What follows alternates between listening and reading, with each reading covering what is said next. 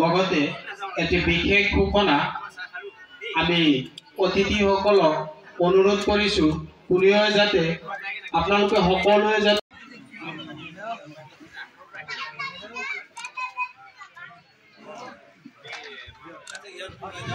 ইয়াৰ পিছত শ্ৰীযুত প্ৰহ্লাদ মালা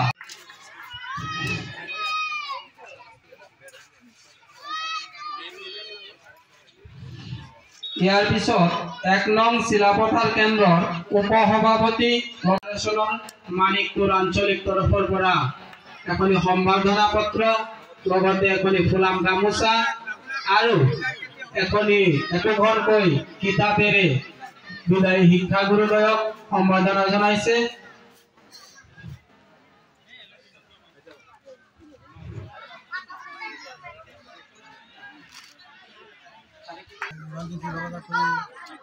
ভালে লাগিল।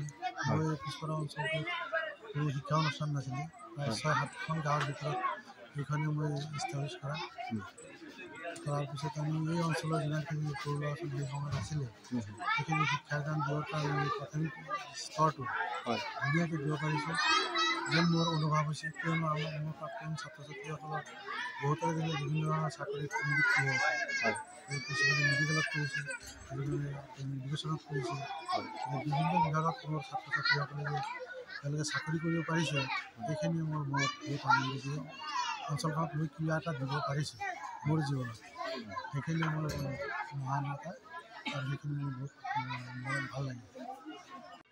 মোৰ নাম শ্ৰী জগতলাল বিশ্বাস। মই 1985 চনৰ পৰা এইখন বিদ্যালয়ত যোগদান কৰিছোঁ। তেতিয়া এইখন অঞ্চলত কোনো শিক্ষানুষ্ঠান নাছিলে।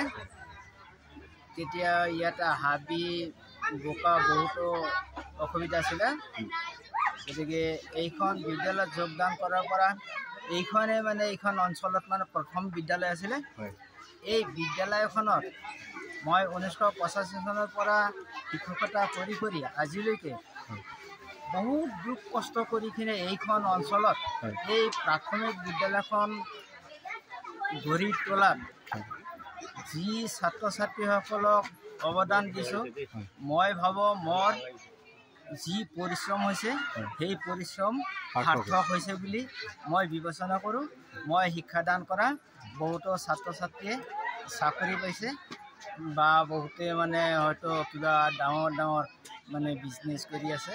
গতিকে মোৰ যিমান দুখ কষ্ট হৈছে সেইবোৰ সাৰ্থক হৈছে বুলি মই অনুভৱ কৰিছোঁ।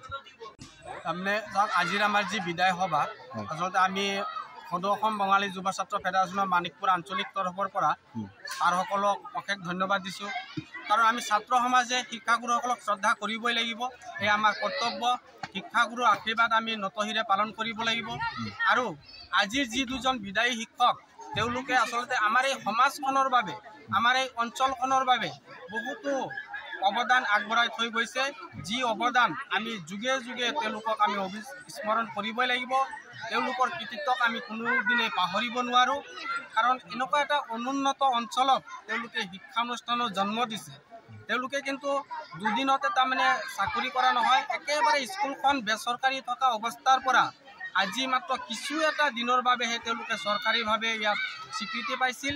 জীৱনৰ আটাইতকৈ মূল্যৱান সময়খিনি তেওঁলোকে বিনা বেতনে পাৰ কৰিলে আৰু তাৰ কাৰণে আমি তেখেতসকলক অশেষ ধন্যবাদ দিছোঁ আমাৰ সদৌ অসম বাঙালী যুৱ ছাত্ৰ ফেডাৰেশ্যনৰ মানিকপুৰ আঞ্চলিক তৰফৰ পৰা।